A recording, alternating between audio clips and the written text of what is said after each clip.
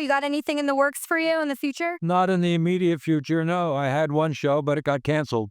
Have you ever been watching a favorite show when suddenly everything just feels wrong? A beloved character leaves, a new one shows up, or the whole story takes a nosedive. Sometimes it's all because of one actor. A single casting choice or a dramatic exit can throw a hit show into total chaos, leaving fans angry and confused. And believe it or not, one of the most famous shows in history had to erase an entire season from existence just to bring its star back. 1. Suzanne Summers on Three's Company. Chrissy, hi! Folks okay? Oh, good. Good. No, there's nothing new here, except that Jack and Larry falling in love. In the late 1970s, you could not find a bigger sitcom than Three's Company. The show was a massive hit built on a simple, funny idea about one man living with two women and pretending to be gay so their landlord would not evict them. The comedy came from the silly misunderstandings and the incredible chemistry between the three roommates, Jack, Janet, and Chrissy. Chrissy Snow, played by Suzanne Summers, was the breakout star. Her portrayal of the bubbly, ditzy blonde was the heart of the show's humor. She was the character everyone quoted and talked about the next day. The show was a ratings giant, all thanks to that perfect trio. But at the start of the 5th season, the magic began to fall apart. Behind the scenes, Suzanne Summers was in a major contract dispute. She felt that as the show's biggest star, she deserved a salary that was closer to what her male co-star John Ritter was making. When the network refused to meet her demands, things got ugly. The producers retaliated by reducing her screen time. For most of season 5, her character would only appear for about a minute at the end of each episode, usually talking to the other characters on the phone. It was awkward and obvious to everyone watching. Eventually, her contract was not renewed, and Chrissy was written out of the show for good. They tried to replace her first with her clumsy cousin Cindy, played by Jenna Lee Harrison, and then with a new roommate, a smart nurse named Terry, played by Priscilla Barnes. But the chemistry was gone. The show lost its spark, and while it stayed on the air for a few more years, it was never the ratings titan it had been with Chrissy. Losing a star over money is one thing, but what happens when the network just fires the main character whose name is in the title of the show? 2. Valerie Harper on Valerie. So, you're, Rhoda Morgenstern, and I'm Mary Richards. Hello. Get out of my apartment. In 1986, a new family sitcom called Valerie premiered, starring Valerie Harper as Valerie Hogan, a mother trying to raise her 3 boys while her airline pilot husband was often away. The show was a solid hit. People loved Valerie Harper, who was already a huge TV star from her time as Rhoda on The Mary Tyler Moore Show.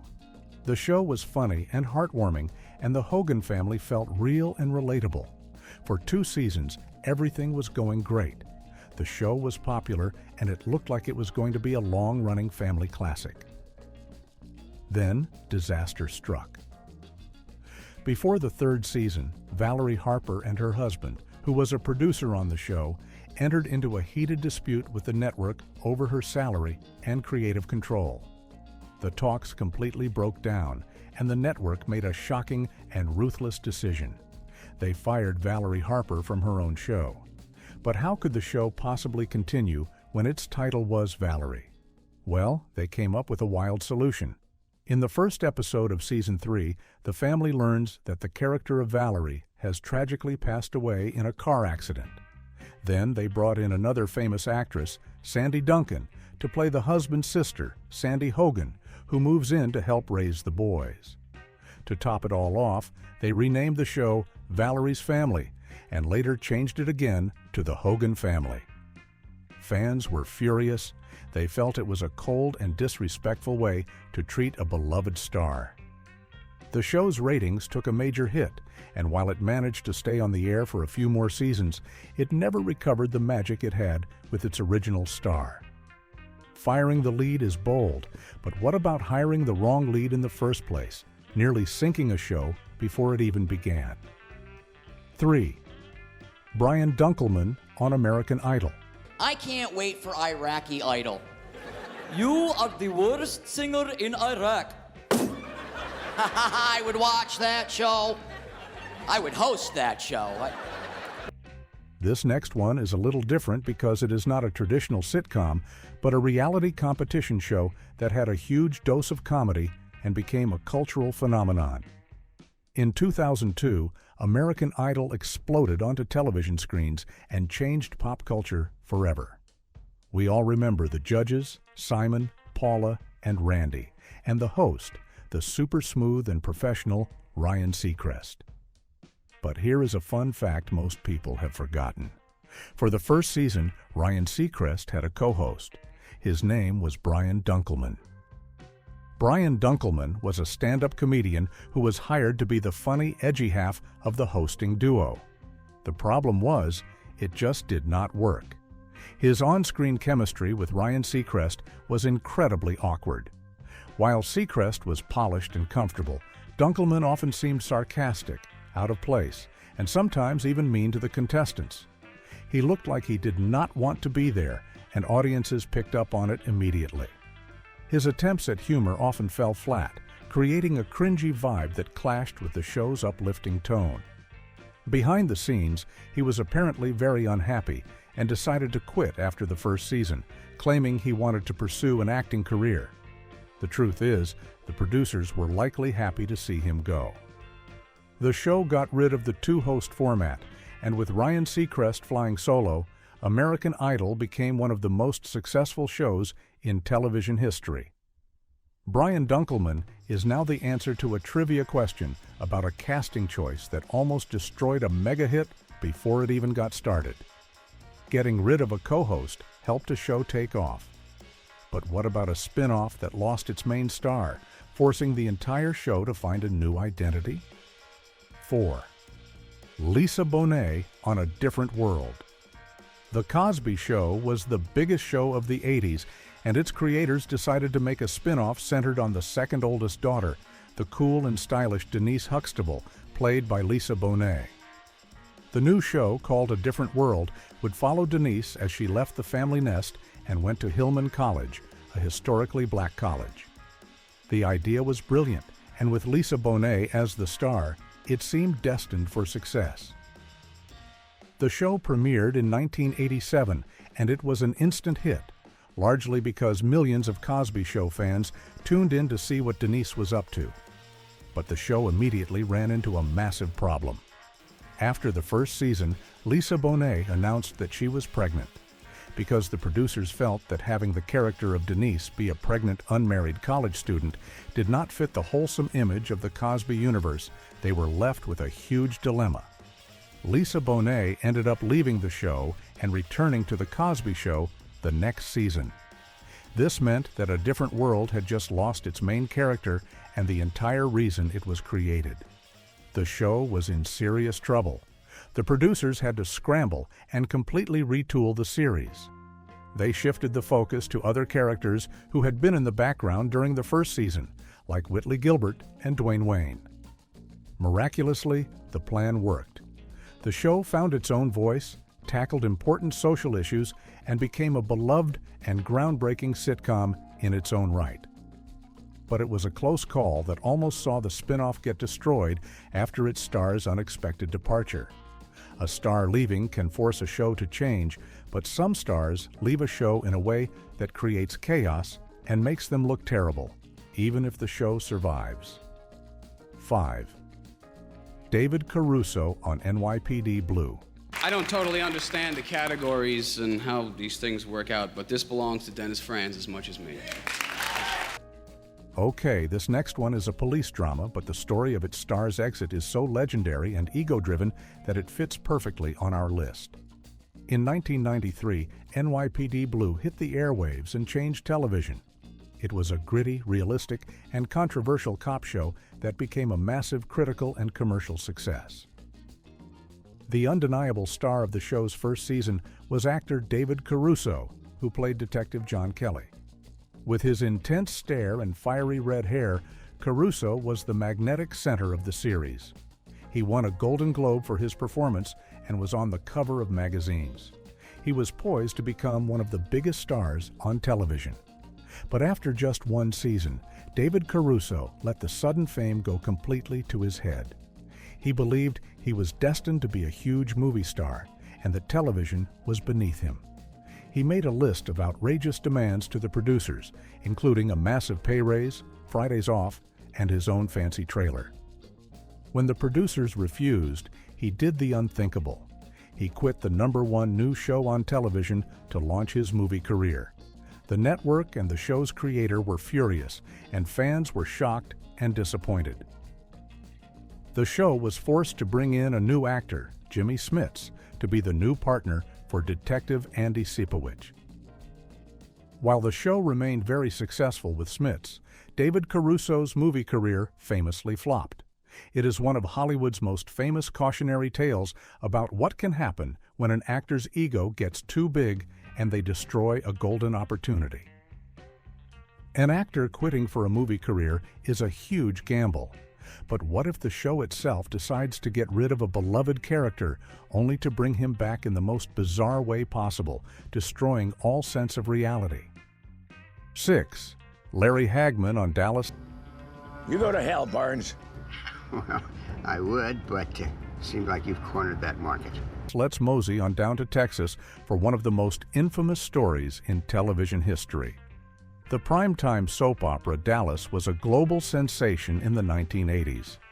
At the center of all the backstabbing, drama, and oil money was one of the greatest TV villains of all time, J.R. Ewing, played by the legendary Larry Hagman. J.R. was a character that audiences loved to hate, and the show's biggest cliffhanger ever was the Who Shot J.R. mystery. The show was an unstoppable force, but at the end of the 8th season, another main character, Bobby Ewing, played by Patrick Duffy, was written off the show in a very final way. His character passed away. Patrick Duffy wanted to leave the show, and that seemed to be the end of his story. However, a year later, the show's ratings were slipping, and Larry Hagman himself helped convince Duffy to come back. But how could he return? The writers came up with the single most ridiculous and destructive idea in TV history. In the finale of Season 9, Bobby's wife, Pam, wakes up one morning to find Bobby alive and well in the shower. She realizes that the entire 9th season, including Bobby's passing and everything else that happened, was all just a long, detailed dream she had. An entire 31-episode season was completely erased. This became known as the infamous Dream Season. Fans were absolutely outraged. They felt cheated and insulted. It was a move so bad that it permanently damaged the show's credibility and is still talked about today as the ultimate example of a show destroying its own story. Erasing a whole season is nuts, but what about a show where a popular actor was recast so many times it became a running joke among fans? 7. John Aniston on Days of Our Lives. For our next stop, we are heading to the world of daytime soap operas, which have their own long and crazy history of recasting characters. On the classic show Days of Our Lives, one of the most powerful and iconic characters was the ruthless Greek tycoon, Victor Kyriakis. For decades, this role was famously played by John Aniston, the father of Jennifer Aniston. He made the character a fan favorite, known for his cunning plans and surprising soft side. He was a cornerstone of the show. What many fans might not know is that John Aniston was not the first actor to play Victor, and his long history with the show was actually very messy. The character was first introduced in 1985, and John Aniston originated the role and quickly became very popular. However, just a year later, he left the show due to a dispute. The show then recast the role with another actor, but fans did not connect with the new Victor. The backlash was so strong that the show eventually got rid of the replacement, and after a few years without the character, they finally convinced John Aniston to return in 1997. This back and forth was very disruptive to the storylines and confusing for viewers. While John Aniston would go on to play the character for many more years, That early period of recasting and disappearance hurt fan engagement and created a lot of chaos, showing how replacing a popular actor, even temporarily, can really disrupt a show's universe. Messy recasting can confuse fans, but what happens when a star's real-life behavior becomes so chaotic that the network has no choice but to fire them from the biggest comedy in the world? 8. Charlie Sheen on 2.5 Men. Well, if you'll excuse me, I'm gonna go throw up and take a nap. For 8 seasons, 2.5 Men was the undisputed king of sitcoms. It was a ratings juggernaut, and its success was built almost entirely on its star, Charlie Sheen. He played Charlie Harper, a hard-partying jingle writer living a wild life in his Malibu beach house with his uptight brother Alan and his lazy nephew Jake. The show was a massive hit because of Charlie Sheen's perfect comedic timing and his character's outrageous lifestyle, which often seemed to mirror his real-life reputation. But in 2011, the train went completely off the rails. Charlie Sheen had a very public and very bizarre meltdown. He went on a series of strange online rants, giving rambling interviews where he talked about having tiger blood and being a warlock. He also made very offensive comments about the show's creator, Chuck Lorre. His behavior became so erratic and unprofessional that the network had no choice. In a move that shocked Hollywood, they fired their #1 star from their #1 show.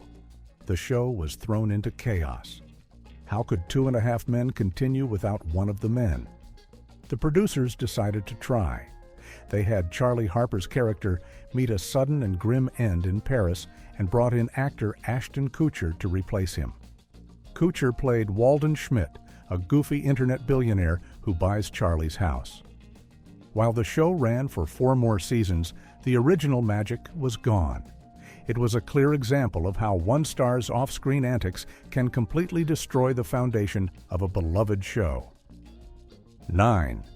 Janet Hubert on The Fresh Prince of Bel-Air. Carlton, you are not going to MacArthur Park tonight. In fact, none of you are going to MacArthur Park tonight. Now this is a story all about how a beloved TV mom got flipped, turned upside down. On The Fresh Prince of Bel-Air, Will Smith's character moved from West Philadelphia to live with his rich aunt and uncle in their Bel-Air mansion. His Aunt Vivian, or Aunt Viv, was a central character. She was a strong, smart, and elegant college professor who was also a loving but firm mother figure. For the first 3 seasons, Aunt Viv was played by the incredible Janet Hubert. She brought a fiery passion and regal presence to the role. She was also a talented dancer, showcased in an iconic episode where she performs a flawless dance routine. But as the show became a worldwide phenomenon, rumors started to swirl about tension on the set. Specifically, reports said that Janet Hubert and the show's star, Will Smith, were not getting along. Their personalities clashed, and the work environment became very difficult. By the end of the 3rd season, the situation had reached a breaking point.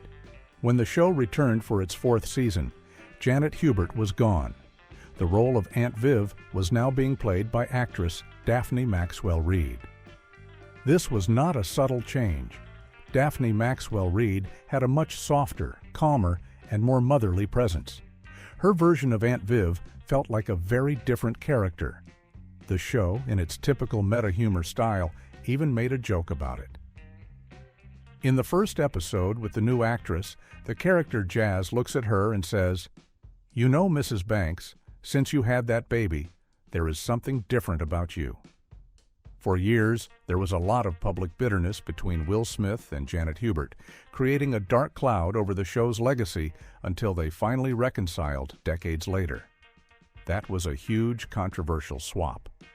But our next show saw its main character replaced for health reasons, leading to one of the most famous and jarring swaps in TV history. 10. Dick York on Bewitched. Your laugh. Now run along and let me go back to work. Larry, we're not kidding. My wife is a witch. Aaron, if you want a vacation, ask for it. You don't have to go through this fruitcake routine. This is the big one, the one that started the phrase, the two Darrens. On the classic 60s sitcom Bewitched, The entire story revolved around the relationship between Samantha the Witch and her mortal husband, Darren Stevens. Darren was the stressed-out advertising executive who just wanted a normal life. His constant frustration with his magical mother-in-law, Endora, was a source of endless laughs. For the first 5 seasons of the show, Darren was played by an actor named Dick York. He was a brilliant physical comedian with an amazing talent for bug-eyed expressions of panic and frustration. He was the perfect Darren. But behind the scenes, Dick York was in constant, terrible pain. Years before the show, he had suffered a severe back injury while filming a movie and never fully recovered. To get through the long hours of filming, he had to rely on a heavy regimen of pain medication. His condition got worse and worse over the years. The situation came to a head one day during the filming of an episode in season 5. He had a seizure on set and was rushed to the hospital. While lying in his hospital bed, he knew he could not continue working and quit the show on the spot. Because the show was a massive hit, the producers made the bold decision to recast the role. Starting in season 6, a new actor named Dick Sargent stepped in as Darren. He looked a bit different and had a much calmer acting style. The show never mentioned the change. One week it was Dick York, the next it was Dick Sargent. It was a surreal switch that has become a legendary piece of television trivia. Replacing a main character is one thing, but sometimes the damage is done when a character is replaced by someone who just cannot fill the original actor's shoes, especially when the first actor was forced to leave. 11. Lisa Robin Kelly on That 70s Show. When? Yes, I had that ball last time. Holy mother. Hello, Lori. Hello, Kelso. Let's head down to the basement in Point Place, Wisconsin for That 70s Show. The show was a hilarious look back at teenage life in the 1970s, centered around Eric Foreman and his group of friends. Eric also had an older sister named Lori, who was a constant pain in his neck.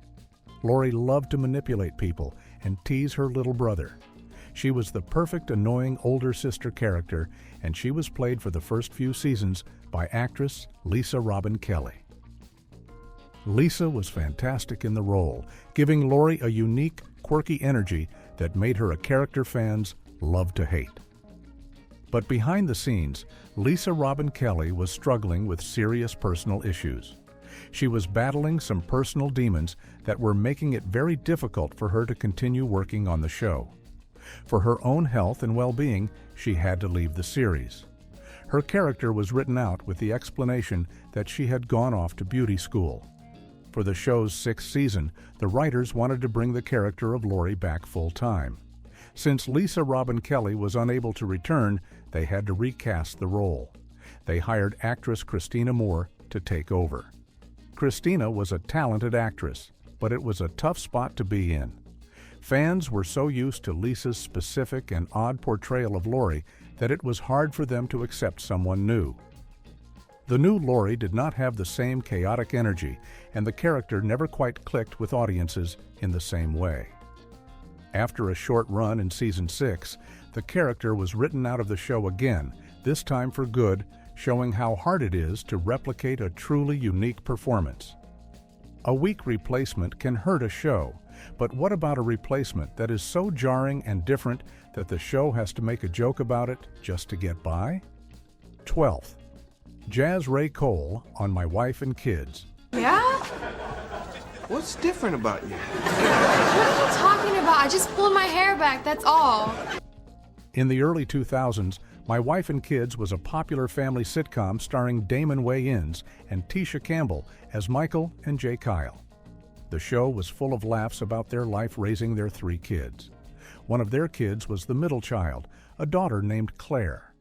For the first 2 seasons, Claire was portrayed as the stereotypical awkward, nerdy, and somewhat clumsy teenager. She was played by a young actress named Jazz Ray Cole. Then, at the start of season 3, viewers tuning in were met with a massive surprise. When the character of Claire walked on screen, she was a completely different person. The role had been taken over by actress Jennifer Freeman, and this was not a subtle, try to make them look similar kind of replacement. Jennifer Freeman was a different height, had a different build, and played the character with a totally different energy. The new Claire was suddenly stylish, popular, and confident. The change was so obvious that the show had to poke fun at it. In the first episode with the new actress, her dad, Michael Kyle, looks at her and says, "I do not know what it is, but you look like a whole new person." The reason for the change was some behind-the-scenes drama. Reportedly, the mother of the original actress, Jazz Raycall, was unhappy with a new storyline that would involve Claire getting a boyfriend. She apparently pulled her daughter from the show because of this, forcing the producers to recast the part. They went in a completely new direction with the character, a change that no fan could possibly miss. A jarring replacement is bad, but what could be worse? How about when a key family member doesn't get replaced, but simply vanishes into thin air, never to be spoken of again? 13. Jamie Foxworth on Family Matters. I'm really getting sick of this. I want some of that meal and I want it now. Okay? Here, take this.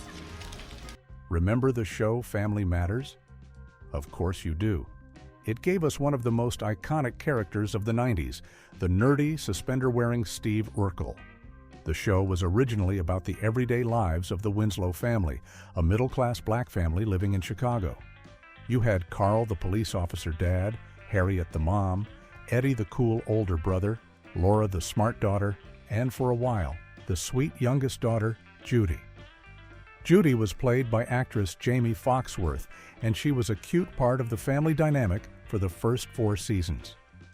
Then, something incredibly strange happened. At the start of season 5, Judy Winslow walked upstairs to her room and was never seen or heard from again. It is not that she was recast. She was completely erased from the show's history. The family never mentioned her name. They never wondered where she went. Later on in the series, her parents would even say they only had 2 children. It was one of the most bizarre and cold character disappearances in TV history. So what happened? Truth be told, it all came down to one thing: the popularity of Steve Urkel. Urkel was only supposed to be a one-time guest character, but he became a massive star. The show started to focus more and more on him. The producers reportedly felt that Judy's character was not adding much to the new direction of the show, and they wanted to use her salary for Urkel's crazy inventions. So they just wrote her out without any explanation at all, destroying the family's original structure and leaving fans confused forever. Erasing a character is a cold move.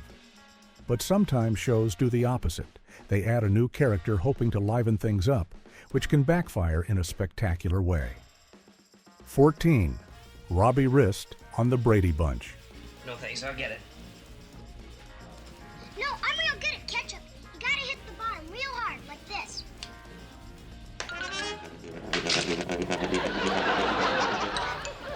Here's the story of a lovely lady, a man named Brady, and a TV trope that was born from their show. The Brady Bunch was the ultimate wholesome family sitcom of the 70s.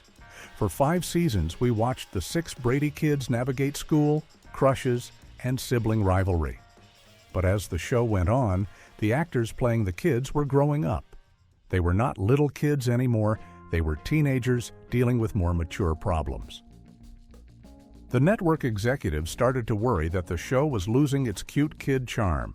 So, in the middle of the final season, they made a desperate move. They introduced a new character, a long-lost cousin named Oliver, played by young actor Robbie Rist.